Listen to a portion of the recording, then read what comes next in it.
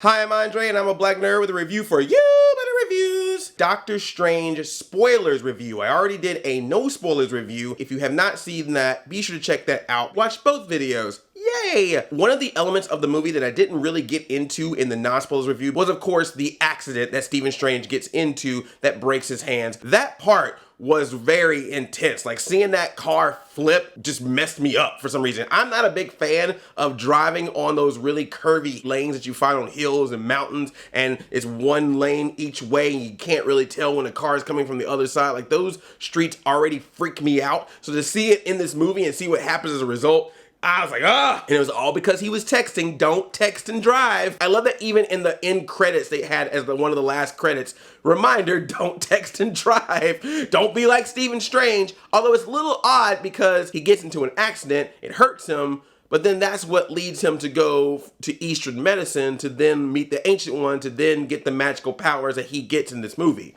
So getting into the accident helped him? Weird message.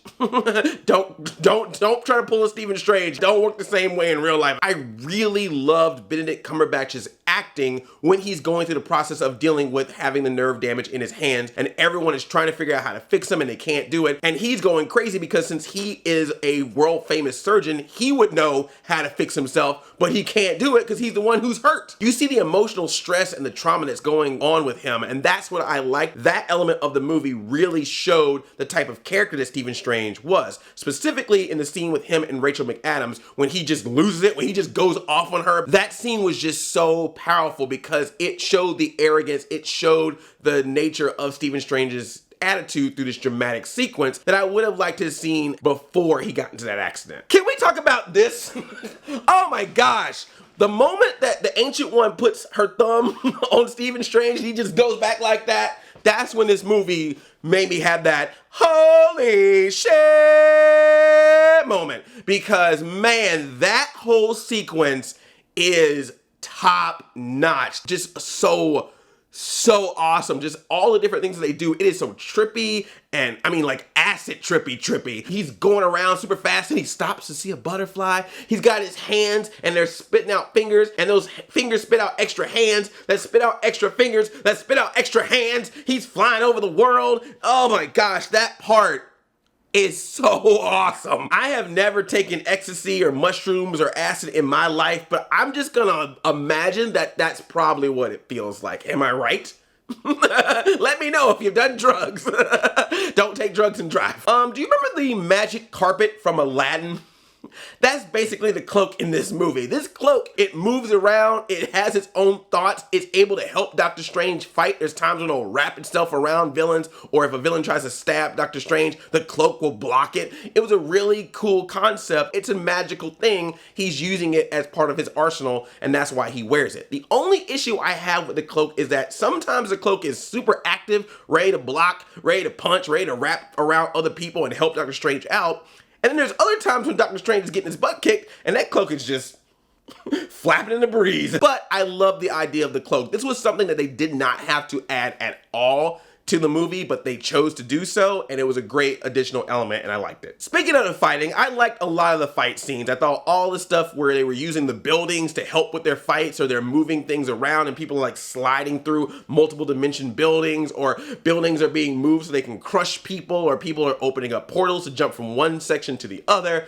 That stuff was really cool. One particular fight that I liked was the one where it looked like Doctor Strange is about to die and his spirit comes out, his astrophysical spirit comes out of his body, but then the being of one of the bad guys also comes out, follows him, and they have a whole ghost fight. Ghost fight! And I really just liked how that looked and how it affected what was going on in the environment. Oh, when this one random thing moves, or when something gets bumped into and you're like, how did that happen? Oh, it's because Doctor Strange was fighting some other dude as ghosts. Or spirits. This movie introduces magic to the Marvel Cinematic Universe, but it also introduces more concepts about multiverses, other dimensions, and time. And I think this is going to be very important, and I think we can all imagine that these elements are going to come up in future movies, particularly when we get to the Infinity War saga, and also just take effect in what could happen with the Marvel Cinematic Universe in general. They're gonna have to figure out how to do that next phase when certain characters go away, either because the character or the actor peace. So things like time or multiple universes could really help to either keep this Marvel Cinematic Universe going or at some point be able to reboot and still somehow it kind of connects. That's interesting to me. We'll see what happens. And when talking about time, we see that Doctor Strange gets this medallion that allows him to control time, and then we find out they just dropped it right near the end of the movie. Wong is just like, good job with that Infinity Stone. You're like, whoa, come back here, what? Yes, the medallion that Doctor Strange uses to alter time is the Time Stone. It's one of the Infinity Stones that I'm sure is gonna come into play very soon when Thanos shows up with that gauntlet. I didn't talk a lot about the villain, Matt Mickelson, as, how do you say it again? The Caecilius. Anyway, I've seen some people say, oh, the villain in this movie is not so great. I don't think he was the greatest, but why am I sounding like Trump when I said that? I don't think Matt Mikkelsen was that great of a villain. He wasn't great. He wasn't huge. I didn't have a problem with him. I thought he was fine. I never saw him as that, I'm the evil Marvel villain for this picture. But I saw him as just a student who was upset. This was a guy who was learning the ways of the Ancient One, found out that she was using powers from the Dark Dimension to keep herself ageless, but at the same time was telling him, oh, you can't do that. That's not for you. You're not allowed to do that. You don't know how to handle that. Well, he's like, well, wait a minute. You're contradicting yourself. You're doing something and you're telling me I can't do it. And she's like, no, you can't do it because you're going to get enticed by the power once you see that it's out there. I know how to chill and handle it. I got a nicotine patch on this thing, but you're going to go full on with it. Saw that his teacher was not allowing him to have access to it and therefore decided to get the access himself any way he possibly could. Is he the same level as Loki or some of the villains from the Netflix shows? No. But is he a weak villain? I don't think so. He was a guy that kind of lost his way and got some followers while he lost his way and didn't know what he was doing and was causing more harm than good, but he thought he was doing good. Even to the point where he's trying to convince Doctor Strange that, hey, what you're doing is wrong. You should be on my side. Ancient One ain't being 100% honest with us. And Mordo the whole time is like, no, I believe her. I trust her. Anything she says, I follow. And then when he finds out all this information about her using the Dark Dimension to gain power, when all this stuff happens, he's like, whoa, this is not what I signed up for. He's legitimately upset because he now sees the person that he trusted wasn't 100%. And he sees that even though they saved the world, it's at the cost of too many people wanting access to all the power that's out there. It makes him change his ways. It makes him depart from the group. And if you stay to the rest of the movie, if you stayed after the credits, you see what he becomes as a result, which I'll talk about that in a little bit. The Ancient One, I talked a little bit about it in the non-spoilers review. It's a very weird situation because on one end, I can understand the people who are upset about thinking it's whitewashing because this wasn't originally an Asian character. You got the people working on the movie who are saying they were nervous about making that character just because it may come off as stereotypical. Then of course there's a whole argument about it's a Tibetan character, but the movie wants to be successful in China and there's some conflict with that. For me, I just thought that bald-headed Tilda Swinton just looked weird. Remember when I said in my non-spoilers review that they did something that I thought was them trying to be more progressive, but instead was actually worse? So there's this scene with Doctor Strange where he finally is about to meet the Ancient One, and there's this old Asian guy. It's the stereotypical old Asian man. He's got the big long Fu Manchu thing going on, and Doctor Strange thinks that that's the Ancient One and is talking to him. And then of course Tilda Swinton comes by and is like, no, it's me, bald-headed Tilda Swinton. I'm the Ancient One. Hey, this was the movie being like, you thought that that guy was gonna be the Ancient One because of all the stereotypes in the past, but look at us being progressive, making Tilda Swinton the Ancient One. Aren't we cool? But here's the thing. You still created a character in the movie that was the stereotypical Asian character that you specifically didn't want to create, which was the reason why you created Tilda Swinton as the Ancient One in the first place. Sure, it's a quick thing, but it's still a person that you hired and he doesn't even speak. You try to be all arrogant about it, be like, look what we did. See, look at us. See, you Doctor Stranged your decision.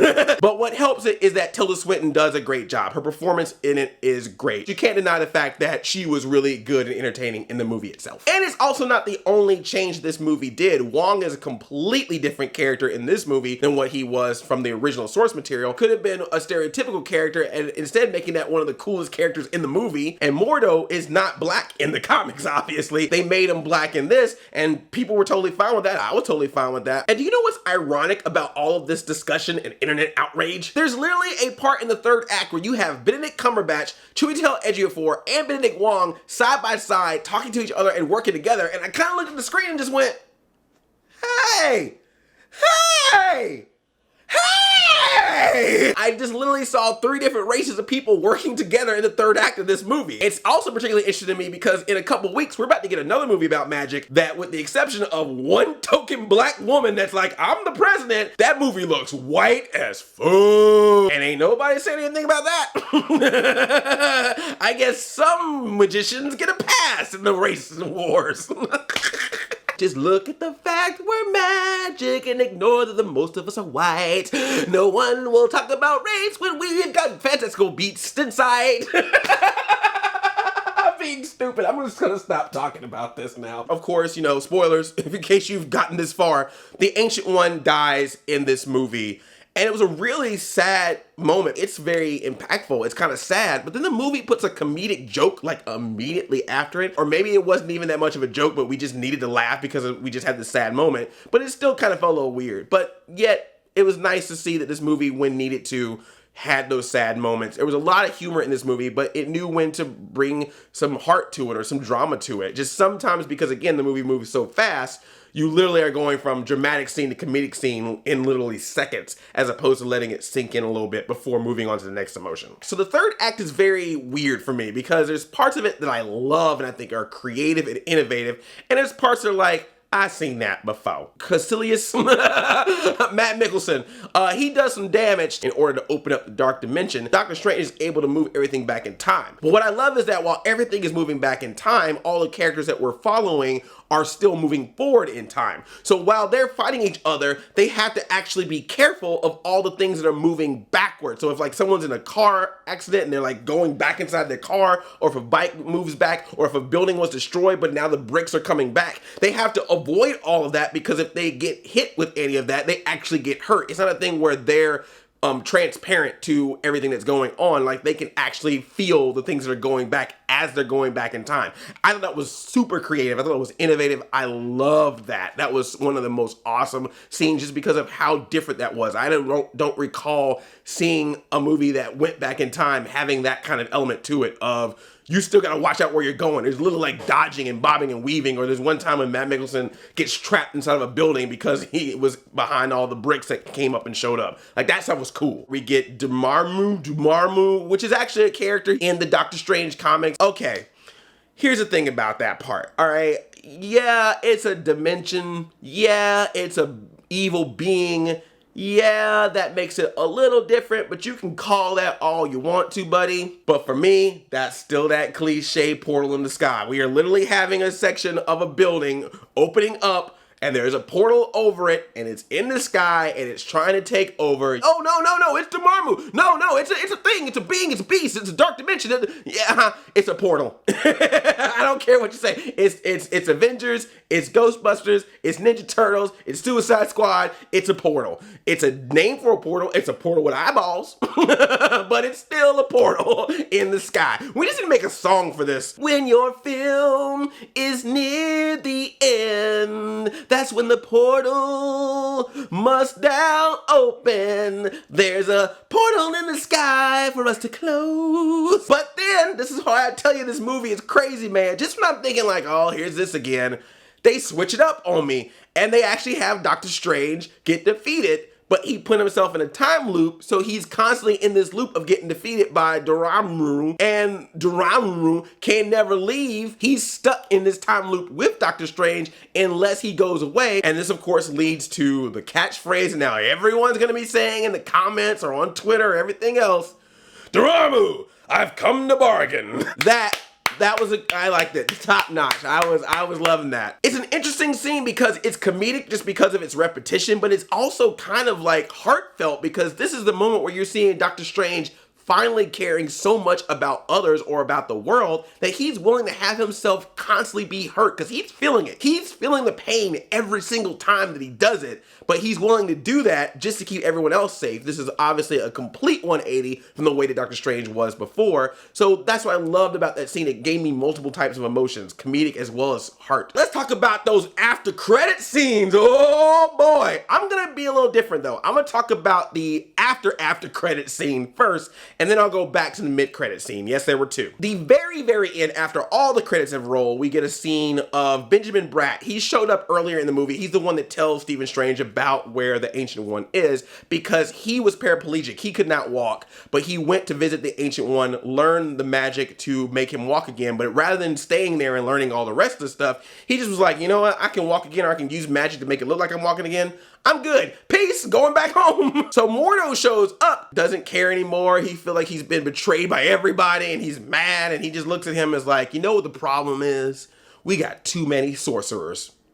Too many sorcerers, too many sorcerers, too many sorcerers, too many sorcerers. And he takes Benjamin Bratt's walking powers away from him. Now he wants to get rid of all the other sorcerers, thinking that that's what's going to solve all the problems that they went through in this movie. And I'm actually kind of really excited about it because I really enjoyed Chiwetel Ejiofor's performance in this movie, being a person that worked alongside Doctor Strange. So I'm now really intrigued to see what happens when he has to work against him. That's going to be really intense to see him as a villain. During the credits, we get a mid-credit scene where we see Stephen Strange, Doctor Strange, talking to Thor. Doctor Strange saying, hey, I'm supposed to be the protector of this world from any kind of magical or mystical beings that are causing problems. And for some reason, Thor, your brother Loki is back up in here. Why is that? And Thor is all like, it's complicated, as he's drinking a beer, but he's like, I gotta go get him to protect my father. And Strange is like, all right, but I'm coming with you.